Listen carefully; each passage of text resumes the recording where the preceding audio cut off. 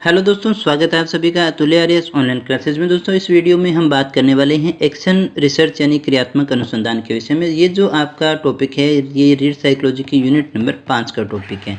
ये आपके लेवल 1 में भी है और लेवल 2 में भी है। दोस्तों साइकोलॉजी के लिए ये एक कॉमन टॉपिक है। दोस्तों इसके अलावा मैं आपको जानकारी दे दूँ कि ये बाकी जो सिलेबस अपना कंप्लीट हो चुका है इसमें से केवल 1-2 टॉपिक बचे थे जिनकी अब अपने बात करके इसको समापन की ओर लेकर के जाते हैं, क्योंकि अभी आपकी परीक्षा की तारीख आ चुकी है दोस्तों। तो 2 वीडियो के अंदर आपका टोटल सिलेबस जो है वो कंप्लीट हो जाएगा। आप पीछे का सिलेबस भी जो है प्लेलिस्ट को देख करके पूरा कर सकते हैं। तो चलिएगा शुरू करते हैं आज के टॉपिक को और देखते हैं हमारा जो टॉपिक है क्रियात्मक अनुसंधान एक्शन रिसर्च हम किसे कहते हैं।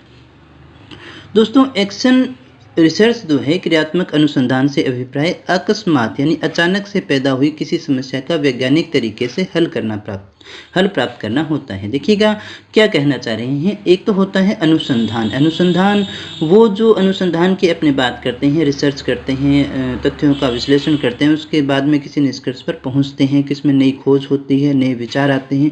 हम उस अनुसंधान की बात नहीं कर रहे हैं। यहाँ पर जो हमारा अनुसंधान है वो क्रियात्मक अनुसंधान है। आप इसको इन शॉर्ट समझना चाहिए तो एक लाइन में इस प्रकार से व्यक्त कर सकते हैं कि व्यवहारिक रूप में स्कूल के अंदर जो भी समस्याएं आती हैं उन समस्याओं को हल करने के लिए जो भी अनुसंधान किया जाता है, जो भी कार्यप्रणाली अपनाई जाती है, उसे हम क्रियात्मक अनुसंधान के नाम से जानते हैं।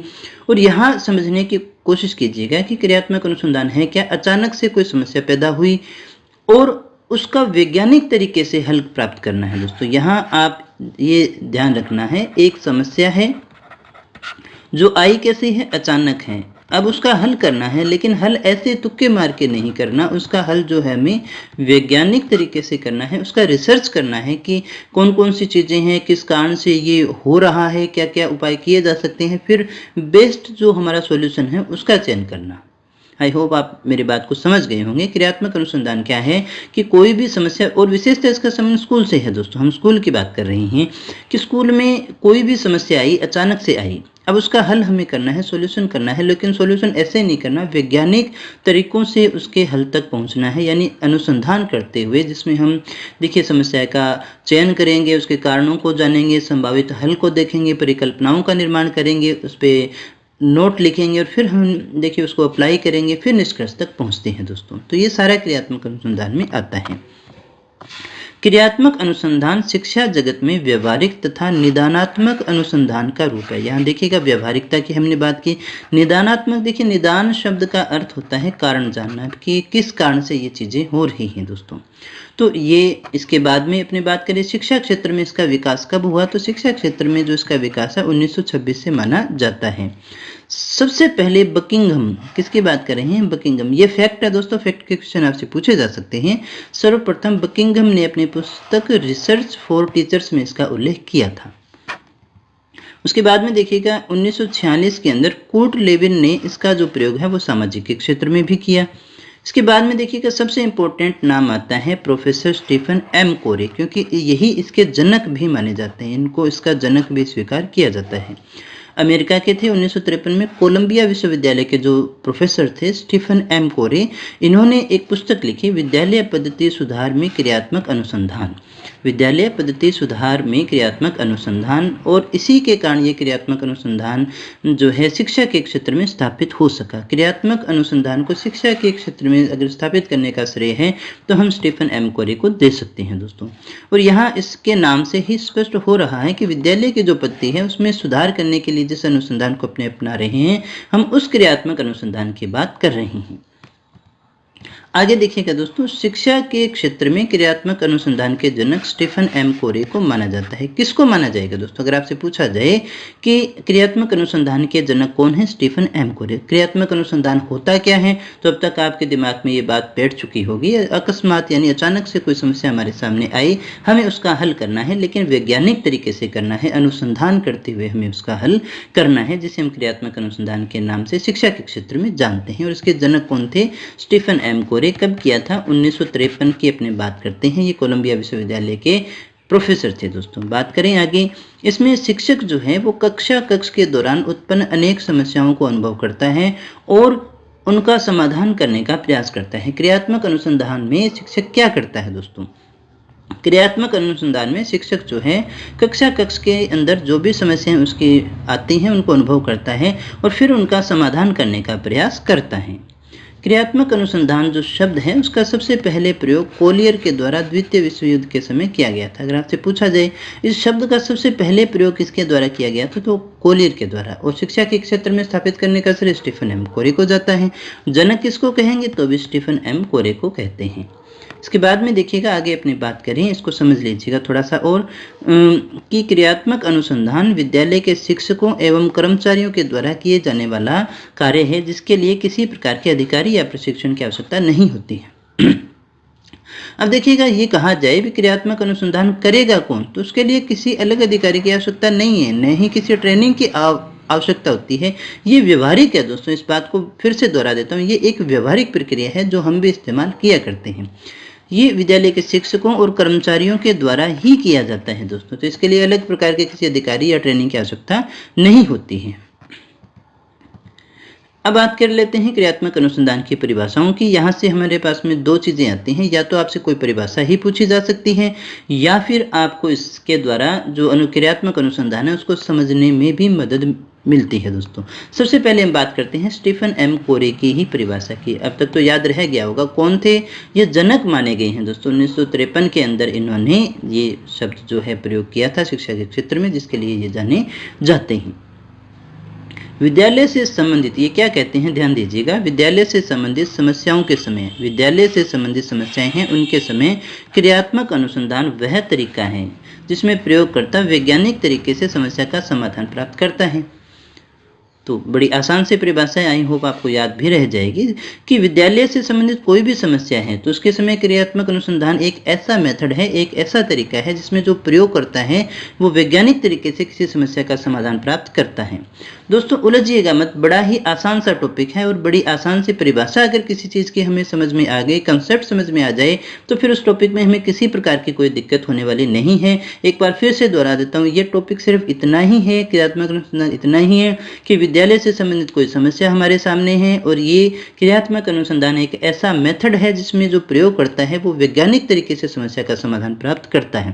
देखिए, समस्या का समाधान तो सभी प्राप्त करेंगे, लेकिन जो वैज्ञानिक तरीके से अध्ययन करेगा उसे हम क्रियात्मक अनुसंधान करना कहेंगे। दोस्तों मौलिक की परिभाषा क्या कह रही है, विद्यालय में शिक्षक के सामने उपस्थित होने वाली समस्याओं में से कुछ ऐसी होती हैं जो तत्काल समाधान चाहती हैं। तत्काल किए जाने वाले अनुसंधान जिनका उद्देश्य तात्कालीन समस्या का समाधान करना है, क्रियात्मक अनुसंधान कहलाता है। दोस्तों यहाँ पर अब आप चीज को जोड़ सकते हैं, समस्या है हमारे सामने, ये समस्या आई कैसी है, अचानक आई है और इसका तुरंत क्या चाहिए, हल चाहिए, और उसी के लिए हम क्या करते हैं, अनुसंधान, और इस अनुसंधान के द्वारा हम हल करते हैं। अनुसंधान से किया, वैज्ञानिक विधि का प्रयोग किया तो ये वैज्ञानिक हल कहलाएगा और इसे ही हम क्रियात्मक अनुसंधान के नाम से जानते हैं। मौलिक क्या कहते हैं कि विद्यालय में शिक्षक जो है उसके सामने बहुत सारी समस्याएं होती हैं, लेकिन कुछ तत्कालीन समस्याएं होती हैं किसी समय आगे, जैसे वो भी बात करेंगे अपने किस प्रकार की समस्याएं आती हैं। जैसे बच्चे स्कूल से भाग रहे हैं, अब उनको क्लास में रोकना है, कोई बच्चा है वो शरारत कर रहा है, कुछ बच्चे हैं वो समस्या पैदा कर रहे हैं, लाइट नहीं है स्कूल के अंदर, बार बार कोई तार खराब हो जाती है, किसी भी प्रकार की कोई समस्या है जिसको हमें उसी क्षण हल करना आवश्यक है, तो ऐसी समस्याओं को हल करने के लिए क्रियात्मक अनुसंधान का प्रयोग किया जाता है। दोस्तों अगली परिभाषा देखें, गुडे एवं होट की जो परिभाषा है, क्रियात्मक अनुसंधान उस कार्यक्रम का अंश है जिसका लक्ष्य विद्यमान अवस्थाओं में परिवर्तन है। ये थोड़ी सी अलग है, ये विद्यमान जो अवस्थाएं हैं उनमें परिवर्तन की बात करता है। आगे देखिएगा, मुनरो क्या कह रहे हैं, क्रियात्मक अनुसंधान समस्या समाधान की एक ऐसी विधि है जिसके द्वारा प्राप्त परिणाम आंशिक या पूर्ण रूप से तथ्यों पर आधारित होता है। ये थोड़ी सी अलग बात करते हैं, ये कहते हैं एक ऐसी विधि है जिसके द्वारा जो परिणाम है वो तथ्यों पर आधारित होता है। अब बात वही आ गई, तथ्यों पर आधारित जो होगा वो वैज्ञानिक विधि होगी। अगर वैज्ञानिक विधि होगी तो उसमें अनुसंधान हो गया, वो अनुसंधान क्रियात्मक अनुसंधान कहेगा। और ये समस्या है जो कौन सी होती है, तात्कालीन समस्या होती है, तात्कालिक समस्या होती है। कार्टर वी गुड ये भी क्या कहते हैं, देखिएगा, क्रियात्मक अनुसंधान शिक्षकों, निरीक्षकों, प्रशासकों द्वारा अपने निर्णयों और कार्यों की गुणात्मक उन्नति के लिए प्रयोग किया जाने वाला अनुसंधान है। ये कह रहे हैं कि शिक्षक हैं, निरीक्षक है, प्रशासक हैं, जो अपने निर्णयों और कार्यों की गुणात्मक उन्नति चाहते हैं उसके लिए जो भी प्रयोग करते हैं, अनुसंधान करते हैं, वही इसकी श्रेणी में आता है। रिसर्च इन एजुकेशन, ये क्या कहते हैं दोस्तों? देखिएगा, क्रियात्मक अनुसंधान वह अनुसंधान है जो एक व्यक्ति अपने उद्देश्यों को उत्तम प्रकार से प्राप्त करने के लिए करता है। क्रियात्मक अनुसंधान कौन सा हुआ? कोई भी व्यक्ति है, जैसे अभी आप रीट की तैयारी कर रही हैं और आपका उद्देश्य अध्यापक बनना है, तो उस अध्यापक बनने के लिए जो आप उत्तम प्रकार से प्राप्त करने के लिए जो भी अनुसंधान करते हैं, हमें कहाँ से पढ़ना है, क्या पढ़ना है, कौन सी पुस्तक पढ़नी है, ये सारे अनुसंधान ही अपने कह सकते हैं ये क्रियात्मक अनुसंधान है और ये आपकी तात्कालिक समस्या भी है। तो आई होप आप बड़े अच्छे से इस बात को समझ गए होंगे दोस्तों। आगे हम बात कर लेते हैं क्रियात्मक अनुसंधान के उद्देश्य क्या हैं। दोस्तों, जो उद्देश्य होते हैं वही महत्व भी होते हैं, क्योंकि इन उद्देश्यों की पूर्ति ही क्या होगी? हमारी महत्व हो गई। तो देख लीजिएगा, पहले उद्देश्य क्या है? अकस्मात उत्पन्न समस्या को कम से कम समय में हल करना। अचानक समस्या, हमने बात भी की, तात्कालिक समस्या है, तात्कालिक हल हमें उसका चाहिए। विद्यालय के यांत्रिक वातावरण को व्यवहारिक बनाने के लिए, बड़े आसान से पॉइंट्स हैं दोस्तों। विद्यालय में प्रयोगात्मक गतिविधियों को बढ़ाना, क्योंकि ये प्रायोगिक हो जाएगा, साइंटिफिक हो जाएगा मेथड जो है। कार्य व्यवहार में वैज्ञानिकता लेना। उसके बाद में देखिएगा, शिक्षक शिक्षार्थियों में समन्वय स्थापित करना। शिक्षक और शिक्षार्थियों में कक्षागत समस्याओं का समाधान करने की योग्यता को विकसित करना, दोनों में ही होगा। विद्यालय की दैनिक समस्याओं का अध्ययन व समाधान संबंधी सुझाव देना। संपूर्ण विद्यालय कार्य प्रणाली में लोकतंत्रात्मक व्यवस्था को बढ़ावा देना। तो दोस्तों, ये थे हमारे पॉइंट्स। अब इसको दोबारा से एक बार मैं और दोहरा देता हूँ। अकस्मात उत्पन्न होने वाली समस्या, ये आप जानते हैं, यांत्रिक वातावरण नहीं रहेगा दोस्तों। प्रयोगात्मक, जब आप अनुसंधान करेंगे तो साइंटिफिक जो माहौल है वो आपका बनना है, वैज्ञानिकता आएगी ही। और इसके द्वारा शिक्षक शिक्षार्थियों में समन्वय स्थापित होगा, दोनों की आवश्यकता होती है समस्याओं को हल करने के लिए। कक्षागत जो समस्याएं हैं उनको समाधान करने की योग्यता शिक्षक बार बार करेगा, तो उसमें योग्यताएं ऐसी विकसित हो जाएंगी। विद्यालय की दैनिक समस्याओं का अध्ययन और समाधान संबंधी सुझाव देना। यहाँ देखिएगा, क्रियात्मक अनुसंधान दैनिक समस्याओं का समाधान करने के लिए भी होता है। संपूर्ण विद्यालय की जो कार्य प्रणाली है उसमें लोकतंत्रात्मक व्यवस्था होगी। दोस्तों, जहां वैज्ञानिकता है ये आप पॉइंट सब में डाल सकते हैं। इसके बाद में देखिएगा, क्रियात्मक अनुसंधान का महत्व क्या है। विद्यालय की कार्य प्रणाली में संशोधन एवं सुधार, अभी हमने बात भी की थी। वही चीजें जो उद्देश्य है वो पूरे हो गए तो वही हमारे लिए क्या हो गया? महत्व हो गया। विद्यालय में लोकतांत्रिक मूल्य की स्थापना पर बल देगा। शिक्षकों में पारस्परिक सहयोग, प्रेम और सद्भावना का विकास करता है। यह यांत्रिक वातावरण को समाप्त कर देता है। यह छात्रों, शिक्षकों, निरीक्षकों, प्रबंधकों आदि की समस्याओं का व्यवहारिक समाधान करता है। यह शिक्षकों और प्रधानाचार्य को अपने दैनिक अनुभवों को संगठित कर उनसे लाभ उठाने के लिए प्रेरित करता है। यह छात्रों की उन्नति के लिए विद्यालय की क्रियाओं को प्रभावी तरीके से आयोजित करता है दोस्तों। तो यहाँ आप देख सकते हैं, कोई भी ऐसा पॉइंट नहीं है जिसमें आपको विशेष किसी ज्ञान की आवश्यकता होगी दोस्तों, क्योंकि जो उद्देश्य हैं हम यहाँ पर उन्हीं की पूर्ति कर रहे हैं, वही हमारे लिए महत्व बनकर के सामने आते हैं। तो इससे क्या हो जाएगा? संशोधन एवं सुधार हो जाएगा। विद्यालय की कार्य प्रणाली में लोकतांत्रिक मूल्यों पर बल मिलेगा। सहयोग, प्रेम, सद्भावना, लोकतांत्रिक वातावरण, यांत्रिक वातावरण समाप्त करने के लिए ही था। और इसके अलावा इसमें देखिए, समस्याओं का व्यवहारिकता, ये एक व्यवहारिक विधि है, इसलिए समस्याओं को हल करने का व्यवहारिक विधि उनके अंदर जागृत होती है दोस्तों। शिक्षक और प्रधानाचार्य दैनिक अनुभवों को संगठित कर उनसे लाभ उठाने की योग्यता अर्जित कर सकते हैं। और छात्रों की उन्नति के लिए विद्यालय की क्रियाओं का प्रभावी तरीके से भी ये आयोजन करता है। इसके बाद में देखिएगा, इसमें जो प्रयोग किया गया वह वास्तविक परिवर्तन पर आधारित होता है। अब यहाँ पर देखिएगा, इसमें जो प्रयोग किया जाता है वो कोई लैब के प्रयोग नहीं है दोस्तों। यहाँ जो प्रयोग होते हैं वो वास्तविक परिवर्तन पर आधारित होते हैं। आगे बात करते हैं दोस्तों, क्रियात्मक अनुसंधान के क्षेत्र। क्रियात्मक अनुसंधान के हमारे क्षेत्र कौन कौन से हैं?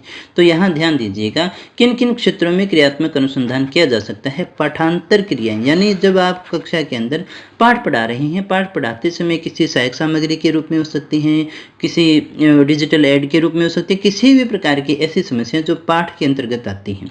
परीक्षा संबंधी समस्याएं, परीक्षा के आयोजन से कब किया जाना है, उस उद्देश्यों को पूरा कर रही है या नहीं कर रही है, उसको लेने में कौन सी समस्याएं हैं, जैसे अभी कोविड वाले में भी आप इसको ले सकते हैं। तो ये सारी आती हैं। शिक्षण संबंधी समस्याएं, यानी कक्षा के अंदर जो शिक्षक है वो पढ़ा रहा है तो उसको शिक्षण संबंधी जो भी कठिनाइयाँ आती हैं, कक्षा से संबंधित हो सकती हैं, तो वो सारी की सारी इसमें आ जाएंगी। आई होप इस बात को आप बड़े अच्छे से समझते हैं। बाल व्यवहार, अगर बालक गुस्सा करता है, शरारतें करता है, कक्षा से भाग जाता है, इस प्रकार के बाल व्यवहार संबंधी कोई समस्याएं हैं। इसके अलावा विद्यालय संगठन से संबंधित शिक्षक आपस में झगड़ते हैं या प्रशासन सही नहीं चल रहा है, कोई भेदभाव किया जा रहा है, वातावरण लोकतांत्रिक नहीं है, किसी एक को ज़्यादा तवज्जो दी जा रही है, दूसरे को कम दी जा रही है, इस प्रकार की कोई भी समस्याएं हो सकती हैं दोस्तों। तो आई होप आप समझ चुके हैं कि विद्यालय क्षेत्र से संबंधित ये सारी की सारी जो समस्याएं हैं वो किसकी हैं, स्कूल लेवल की हैं।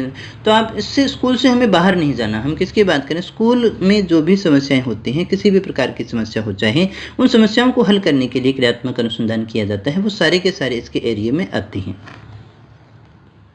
उसके बाद में देखिएगा हम बात करते हैं क्रियात्मक अनुसंधान के चरणों के विषय में, जो कि एंडरसन के द्वारा दिए गए हैं दोस्तों। किसकी बात कर रहे हैं हम, क्रियात्मक अनुसंधान के चरणों की बात कर रहे हैं जो कि एंडरसन के द्वारा दिए गए हैं। तो पहले चरण, सबसे पहले हम क्या करेंगे, समस्या की पहचान करेंगे और उसका चयन करेंगे कि समस्या है क्या। हम इसे उदाहरण के द्वारा भी देखेंगे दोस्तों, चिंता मत कीजिएगा, पूरे अच्छे से हम इसको समझ के जाएंगे। और आई होप इसको एक बार पढ़ने के बाद में सिर्फ हो सकता है परिभाषाएं आपको याद करनी पड़े, दोबारा किसी चीज़ को देखना नहीं पड़ेगा। समस्या की पहचान और चयन, सबसे पहले हम देखेंगे तथ्यों का विश्लेषण करके समस्या है क्या, फिर उस समस्या का चयन करेंगे, फिर समस्या को परिभाषित करेंगे और समस्या का विश्लेषण किया जाएगा, फिर समस्या के कारण जाने जाएंगे और उनका विश्लेषण किया जाएगा, फिर हाइपोथेसिस यानी परिकल्पनाओं का निर्माण करेंगे कि यानी ये किस प्रकार से दूर हो सकती हैं, फिर उस परिकल्पना को प्रयोग करके देखेंगे कि वो सही है या नहीं, उस परिकल्पनाओं का इस्तेमाल करते हैं, अगर सही हो जाती है तो फिर निष्कर्ष हम निकालते हैं और उसी से हमें समाधान की प्राप्ति होती है और फिर दूसरों को बताते भी हैं दोस्तों। तो एक बार फिर से सुन लीजिएगा, सबसे पहले समस्या है। सबसे पहले हमें क्या होना चाहिए, समस्या का पता होना चाहिए, समस्याओं की पहचान भी, समस्या मूल समस्या है क्या, उस समस्या को हमने ढूंढा, फिर उस समस्या का हमने चयन कर लिया। अब हम समस्या को परिभाषित करेंगे और समस्या का संपूर्ण विश्लेषण करेंगे। अब समस्या का विश्लेषण हो चुका है तो समस्या किन कारणों से है, उसके कारणों को ढूंढेंगे और उनका विश्लेषण करेंगे। अब वो समस्या कैसे हल हो सकती है उसकी एक हाइपोथेसिस बनाएंगे, क्योंकि अभी हल नहीं है मेरे पास में, हम सोचते हैं भी ऐसा करने से ऐसा हो जाएगा, वो सारी परिकल्पनाएं होती हैं। जैसे बच्चे भाग जाते हैं स्कूल से, तो उनके लिए हम क्या करें, उनका स्कूल का टाइम बढ़ा दें, स्कूल में जो है मनोरंजन के साधन लेकर के, इस प्रकार से कुछ भी हमने सोचा वो प्रयोग करने हैं हमें, या हमने जो प्रयोग हमें करने वो सारी परिकल्पना में आती हैं। अब जो हाइपोथेसिस हमने बनाई, जो परिकल्पनाएं हमने बनाई, उनका परीक्षण करेंगे और परीक्षण करने के बाद में हम निष्कर्ष निकालेंगे, नोट लिखेंगे और समाधान की प्राप्ति होगी, जिसे हम दूसरों को बता भी सकते हैं दोस्तों। तो दोस्तों इसके बाद में हम बात करते हैं विद्यालय की समस्या की क्रियात्मक अनुसंधान की योजना। एक उदाहरण के रूप में हम देख लेते हैं ताकि आप इसको अच्छे से समझ जाएं। समस्या क्या है, समस्या है छात्रों का स्कूल से भाग जाना, बच्चे जो हैं वो स्कूल से भाग जाते हैं। अब हमने क्या किया, आगे हम लिखेंगे विद्यालय का नाम क्या है, छात्रों की संख्या 300 हो सकती है, 200 हो सकती है, कक्षा 8 हो सकती है, 10 हो सकती है, जिन पर किया जाना है, अनुसंधानकर्ता का नाम, सहायक का नाम, अनुसंधान की अवधि, ये सारे मैंने एक साथ ही लिख दिए हैं, वरना इस प्रकार से लिखते आप नीचे से नीचे ऐसे ऐसे ऐसे लिखने थे। लेकिन हमें यहाँ समझना है दोस्तों, कॉपी में लिख करके नहीं आना है, इन शॉर्ट मैं आपको समझा रहा हूँ। तो विद्यालय का नाम, छात्रों की संख्या, कक्षाएं, अनुसंधानकर्ता, सहायक और अनुसंधान की अवधि, किस प्रकार से हम अनुसंधान करते हैं, उसकी रिपोर्ट किस प्रकार से होती है। सबसे पहले हम क्या करेंगे, समस्या का ज्ञान करते हैं। समस्या क्या है, कुछ छात्र जो हैं वो किसी बहाने से छुट्टी लेते हैं या बिना छुट्टी के भाग जाते हैं। हमने देखा कुछ समय से कुछ छात्र ऐसे हैं जो किसी बहाने से छुट्टी लेंगे या फिर बिना छुट्टी ही गायब हो जाते हैं, फिर वो स्कूल में नहीं आते हैं। ये हमारी समस्या थी, हमें समस्या का ज्ञान होता है। फिर हम समस्या का चयन करते हैं। तो समस्या हमारे पास में आई कि विद्यालय से भाग जाने की समस्या। समस्या हमारे पास में क्या है, छात्रों की विद्यालय से भाग जाने की समस्या। अब आगे हम क्या करेंगे, फिर सुझाव और परिकल्पना का अपने निर्माण करते हैं। सुझाव और परिकल्पना का निर्माण कि विद्यालय से क्यों भाग जाते हैं, इसका कारण क्या हो सकता है। अब इसमें देखिएगा, सबसे पहले हमने क्या किया, समस्या के कारणों को जाना। समस्या के कारण क्या है, छात्रों की घूमने फिरने की आदत होगी, बच्चों में आदत हो सकती है। छात्रों की सिनेमा देखने की आदत हो सकती है। मनोरंजन के साधनों का अभाव हो सकता है। छात्रों को अकेलापन महसूस हो सकता है दोस्तों। तो दोस्तों हमने कहा भी समस्याएं हैं, समस्या के कारण क्या हो सकते हैं। हो सकता है छात्रों की इच्छा होती है घूमने फिरने की, किसकी नहीं होती दोस्तों। तो इस समय ज़्यादा हो सकती है तो भी हो सकता है। सिनेमा अच्छा लगता है, पास में ही सिनेमा है तो बच्चे भाग जाते हैं। मनोरंजन के साधन घर पे नहीं है, स्कूल में भी नहीं है तो भी बच्चे भाग जाते हैं। अकेलापन महसूस होता है तो भी भाग जाते हैं दोस्तों। इसके बाद में सुझाव दिया जाए। इस समस्या यही बात अपने कर रहे हैं, समस्या का कारण हमने देखा, फिर सुझाव क्या दिया गया। जो अपने रिसर्च कर रहे हैं वो सुझाव देते हैं कि फिल्म देखने की व्यवस्था की जाए, घूमने फिरने की व्यवस्था की जाए और खेल कूद प्रतियोगिताएं आयोजित की जाएं। अब हम ऐसा कर सकते हैं, हफ्ते में एक दिन फिल्म दिखा दी, एक दिन घूमने फिरने के लिए कहीं ले गए, खेल कूद की प्रतियोगिताएं, ताकि बच्चों की ये जो समस्याएं हैं वो ये क्या हो जाए, दूर हो जाए दोस्तों। अब इसके लिए हमने क्या किया, तथ्यों का संग्रहण किया। वो तथ्य संग्रहण करने की विधियां कौन सी थी, समस्याग्रस्त बालकों का इंटरव्यू लिया, साक्षात्कार किया, दल द्वारा जो टीम थी उसके द्वारा छात्रों की प्रवृत्ति का अध्ययन किया गया। इसके अलावा छात्रों की राय भी जानेगी कि आप भाग क्यों जाते हैं, आप ऐसा क्यों करते हैं। भागने वाले छात्रों के आंकड़े एकत्रित करना, ये हमें फैक्ट है, क्योंकि समस्या क्रियात्मक अनुसंधान में जो फैक्ट के आधार पर ही निष्कर्ष अपने निकालते हैं। फिर योजना का हमने क्रियान्वयन करना है, जो हमारे सुझाव थे वही हमारी योजना भी होगी कि हमने एक दिन ये फिल्म दिखाई, एक दिन हमने ये कार्य किया, दूसरे दिन हमने घुमाने के लिए ले गए। तो इन सब के बाद में जो हमने निष्कर्ष निकाला वो ये था कि भागने वाले छात्रों की संख्या वो कक्षा 9 व 10 के छात्रों की ज़्यादा है। और योजना लागू करने के बाद में क्या हुआ, 85% कम हो गए, यानी अब 15% बच्चे ही हैं जो स्कूल से भागते हैं। अब इनके बाकी के भागने का कारण क्या है, बाकी के भागने का कारण बुरी संगत हो सकता है, असमायोजन हो सकता है, या होमवर्क ज़्यादा मिलता है इसलिए भी ये भाग जाते हैं दोस्तों। तो इस प्रकार से जो हम हैं क्रियात्मक अनुसंधान को उपयोग करके देखते हैं। आई होप आप इसको बड़े अच्छे से समझ गए होंगे दोस्तों, सारी बात आपको समझ में आ चुकी होगी। इसके बाद में परिणामों की जो सूचना है, क्रियात्मक अनुसंधान की योजना में परिणामों की सूचना को सूचना पट पर लगाया जाता है। तो ये एक प्रक्रिया थी, अब आप बड़े अच्छे से समझ गए होंगे। इन शॉर्ट पूरे का मैं एक सार आपको बता देता हूँ। वापस बात तो देखिए वही है कि क्रियात्मक अनुसंधान क्या है, किसी समस्या को हल करने की एक वैज्ञानिक विधि है। अब समस्या कौन सी है, तात्कालिक है, उसको उसी समय हल करना है। समस्या कहाँ की है, तो समस्या स्कूल की है। तो स्कूल की किसी तात्कालिक समस्या को जिसे तुरंत हल करना अनिवार्य है, उसका हल वैज्ञानिक तरीके से स्कूल के मैनेजमेंट और छात्रों के सहयोग से किया जाता है, शिक्षक के द्वारा किया जाता है, उसे हम क्रियात्मक अनुसंधान कहते हैं। उसमें जो विधि अपनाई जाती है उसे हम क्रियात्मक अनुसंधान के नाम से जानते हैं दोस्तों। आई होप आप इस बात को अच्छे से समझ गए होंगे दोस्तों। अब एक चीज़ अपनी ओर देख लेते हैं, जो मौलिक अनुसंधान है हमारा और क्रियात्मक अनुसंधान है, दोनों में अंतर क्या है। हम जो सामान्य से जिस रिसर्च की बात करते हैं उसमें और क्रियात्मक अनुसंधान में अंतर क्या है, देखिएगा। मौलिक अनुसंधान जो है वो इसमें भी वैज्ञानिक विधि होती है। वैज्ञानिक विधि से विश्लेषण और सामान्यीकरण करने की औपचारिक एवं व्यवस्थित प्रक्रिया है। यहाँ सब कुछ औपचारिकताएं होती हैं दोस्तों। मौलिक जो अनुसंधान है उसमें किया तो वही जाता है, लेकिन उसमें औपचारिकताएं होती हैं और एक व्यवस्थित प्रक्रिया होती है जिसके द्वारा हमें पूरा करना होता है। क्रियात्मक अनुसंधान में मौलिक अनुसंधान के वास्तविक अभिप्राय, लेकिन इसमें क्या होता है, उसकी वास्तविकता को ले लिया गया अपनाते हुए सिद्धांतों के प्रतिपादन के बजाय। यहाँ हमें सिद्धांत का प्रतिपादन नहीं करना बल्कि समस्याओं का समाधान पर अधिक ध्यान केंद्रित करना है। अब यहाँ इस बात को समझिएगा, ये अनुसंधान दो हैं, एक तो हमारा कौन सा हुआ, मौलिक अनुसंधान, और दूसरा हमारा हुआ क्रियात्मक अनुसंधान।